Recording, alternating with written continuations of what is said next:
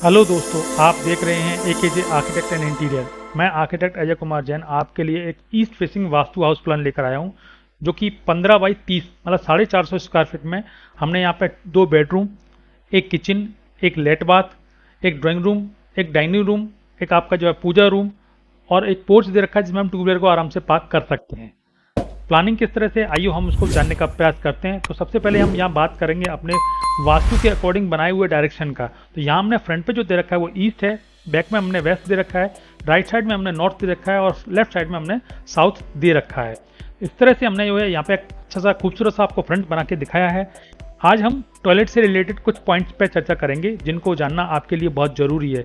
किस तरह से, आइए उसको जानने का हम प्रयास करते हैं। तो चलते हैं सबसे पहले हम अपनी प्लानिंग की तरफ। प्लानिंग किस तरह से उसको देखने का प्रयास करते हैं। देखिए, यहाँ हमने आपको एक पोर्च बना के दिखाया, जैसा कि आप यहाँ देख पा रहे हैं। यहाँ स्टेयरकेस दे रखी है जो कि 2.5 फीट चौड़ी है। यहाँ हमने जो है राइजर जो है हमने 7 इंची का दे रखा है और ट्रेड हमने 10 इंची का दे रखा है।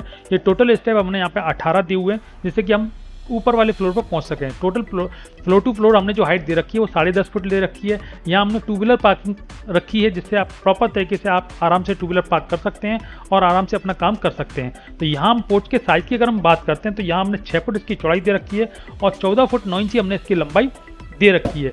यहाँ हमने एक सेप्टिक टैंक मतलब सीवर टैंक भी बना के दिखाया है। सीवर टैंक जहाँ हमने गाड़ी खरीद कर रखी है वहाँ उसके जस्ट नीचे अंडरग्राउंड जो है हमने यहाँ पे सीवर टैंक भी दिया हुआ है, जिसका साइज 3 फुट इसकी चौड़ाई है और लंबाई हमने उसकी 5 फुट दे रखी है और 6 फुट हमने उसकी गहराई दे रखी है।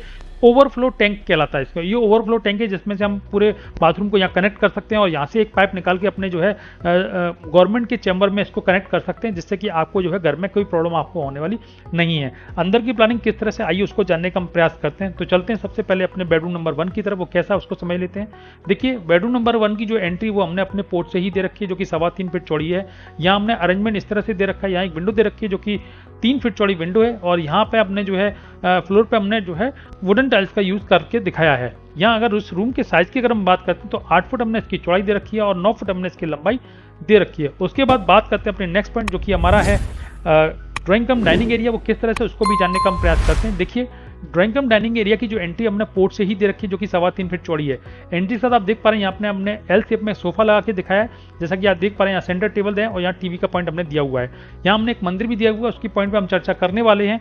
देखते हैं, हमने सबसे पहले इसके साइज की बात कर लेते हैं। तो इसका साइज हमने 2 पार्ट में डिवाइड कर रखा है। यहाँ से हमने एक इमेजिनरी लाइन बनाई, इसमें ड्राइंग एरिया अलग होता है और हमारा जो है एंट्रेंस एरिया या पूजा वाला एरिया हमारा अलग होता है। तो हम ड्राइंग रूम की बात करते हैं तो ड्राइंग रूम में हमने 8 फुट की चौड़ाई दे रखी है और 5 फुट हमने इसकी लंबाई दे रखी है। हम बात करने वाले थे इससे जुड़े हुए जो है हमने वो सोफा हमने किस तरह से दिया, उसमें हमने वॉलपेपर का यूज़ किस तरह से करके दिखाया, उसको भी देखने का हम प्रयास करते हैं। देखिए, यहाँ हमने जो है इस सोफा वाले पोर्शन को थोड़ा सा अलग से वॉलपेपर यूज़ करके दिखाया, जैसे कि आप देख पा रहे हैं। ये देखने में बहुत सुंदर लग रहा है। इस तरह के वॉलपेपर हम अपने घर में यूज़ कर सकते हैं, जिससे हम अपने घर की खूबसूरती को और अच्छे से बढ़ा सकते हैं।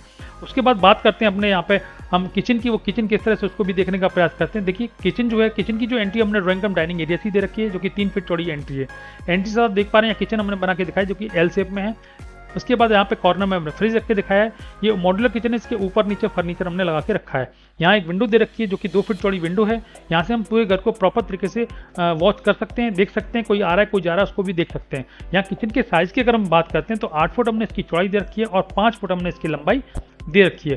उसके बाद बात करते हैं अपने पूजा वाले एरिया की, वो पूजा वाला एरिया किस तरह से को भी देखने का प्रयास करते हैं। देखिए, जैसे ही हम एंट्री करते हैं तो हम यहाँ मंदिर के दर्शन करते हुए ही घर में एंटर कर पाएंगे। ये लकड़ी का मंदिर हमने कॉर्नर में बना के दिखाया, जिस पर गणपति जी को हमने विराजमान किया है। उसके बाद हमने पार्टीशन दे रखा है। पार्टीशन के बाद आप देख पा रहे हैं हमने वॉश बेसिन का यूज़ किया हुआ है। यहाँ एक मिरर दे रखा है, जिससे कि आप प्रॉपर तरीके से इस एरिया को यूज़ कर पाएँ। इसमें आपको अगर कोई भजन वगैरह कुछ कराना है, कोई कथा वगैरह कराना है या पूजा वगैरह कराना है, तो आपके लिए काफ़ी स्पेस है।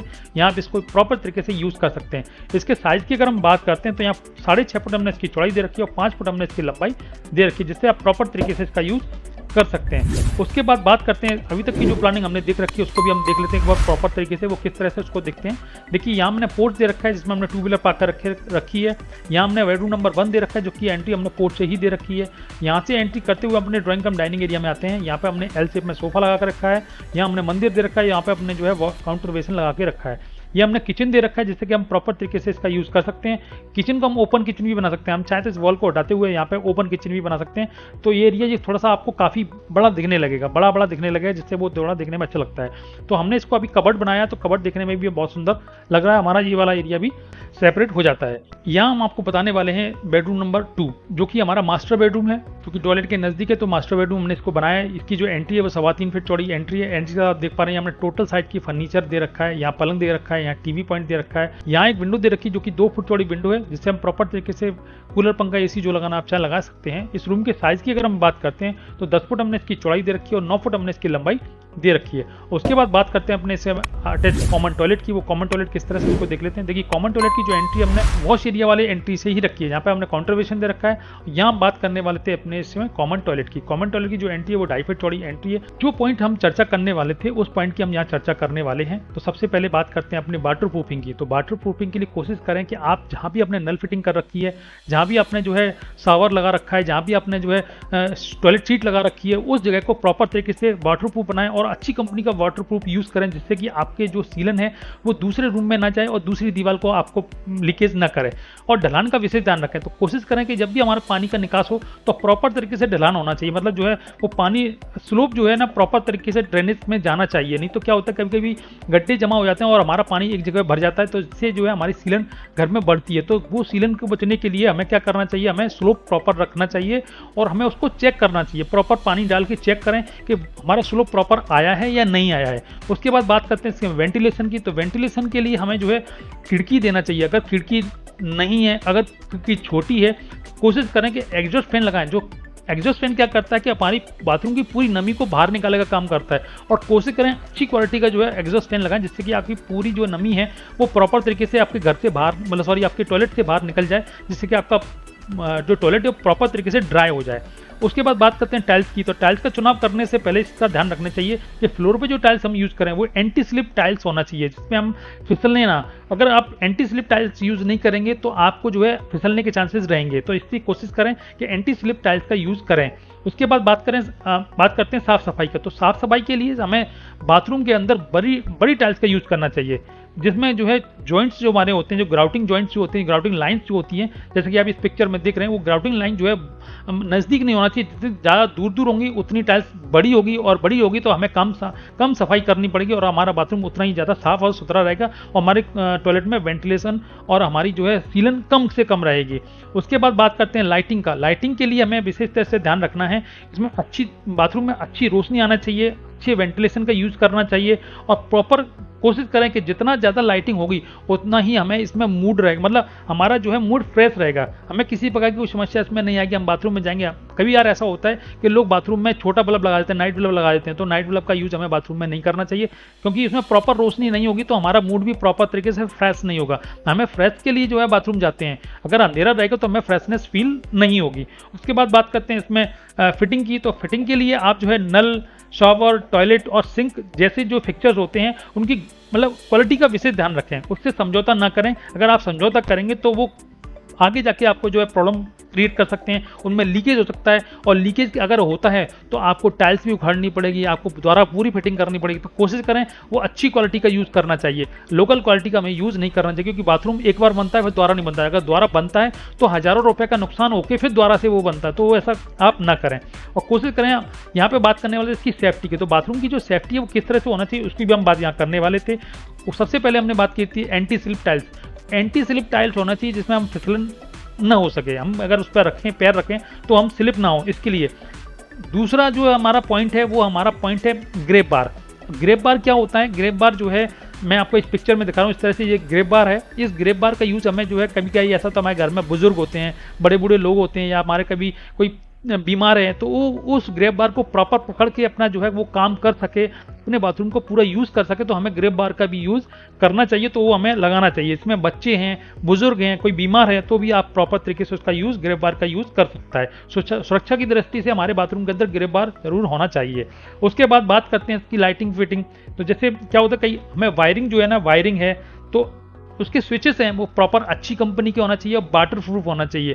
अगर अच्छी कंपनी के और वाटर प्रूफ नहीं हो तो कई बार ऐसा होता है कि वो यूज पानी के कांटेक्ट में आते से ही उनमें जो है करंट आने लगता है, वो करंट जो है पूरे बाथरूम में रहता है, तो हमारे को जो है सुरक्षा की दृष्टि से वो घातक हो सकता है। कई बार ऐसा होता है कि बाथरूम में लोग नहाते नहाते ही जो है एक्सपायर हो जाते हैं, क्योंकि वो करंट लग जाता है उनको या कोई परेशानी आ जाती है। तो कोशिश करें कि अच्छी कंपनी का वायर यूज़ करें और अच्छी कंपनी के वाटरप्रूफ स्विचेस यूज़ करें, जिससे कि प्रॉपर तरीके से हमारे बाथरूम में सुरक्षा बनी रहे। अब बात करते हैं इसके साइज़ की। तो इसके बाथरूम के साइज़ की अगर हम बात करते हैं तो 4 फुट हमने इसकी चौड़ाई दे रखी है और 6 फुट हमने इसकी लंबाई दे रखी है। उसके बाद बात करते हैं अपने नेक्स्ट पॉइंट जो कि हमारा है ओटीएस। वो ओटीएस किस तरह से उसको भी देखने का प्रयास करते हैं। देखिए ओटीएस में हमने एक वेंटिलेशन और एक खिड़की हमने लगा के रखी है। इसमें प्रॉपर तरीके से इसको वेंटिलेट करने के लिए ओपन टू स्काई ये ऊपर से खुला रहेगा।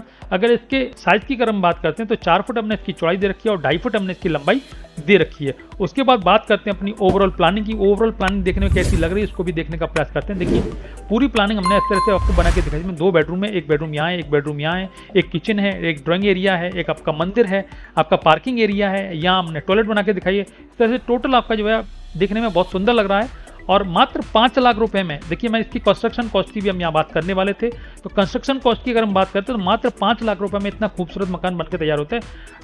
मतलब 5 लाख के अंदर ही आपका ये कंप्लीट हो जाएगा, बाहर जाने की जरूरत भी नहीं पड़ेगी। अगर हम चाहें तो छोटे छोटे इस तरह के मकान बना सकते हैं जिससे हम लोगों को रहते दे सकते हैं। इससे 8-10 हज़ार की आराम से हमारी इनकम स्टार्ट हो जाती है, हमें किसी प्रकार की प्रॉब्लम होने वाली नहीं है। हम इसके 2D मैप की बात करने वाले थे। इसको 2D मैप के लिए हमने एक लिंक दे रखी है जो कि हमारे डिस्क्रिप्शन में ऑन होती है। वहाँ पर जाएंगे, लिंक पर क्लिक करेंगे तो आपको जो है वो नक्शा डाउनलोड करने की आपको जगह मिल जाएगी। वहाँ से आप प्रॉपर तरीके से इसको नक्शे को डाउनलोड कर सकते हैं। आपको अपने साइज का 3D बनवाना चाहते हैं तो मुझे जो है आप कमेंट्स करके, मेरे मोबाइल नंबर मैंने यहाँ पे डिस्प्ले में दे रखा है, यहाँ पे भी आप मुझे संपर्क कर सकते हैं, मेरे को व्हाट्सअप कर सकते हैं, तो मैं आपके लिए भी इसका 3D आपके जो है यूट्यूब पर डालने का प्रयास करूंगा। आपको अपना नक्शा बनवाना है तो भी आप मेरे से संपर्क कर सकते हैं, तो आप अपना नक्शा भी वहाँ से बनवा सकते हैं। मेरा वीडियो देखने के लिए बहुत बहुत धन्यवाद। नमस्कार।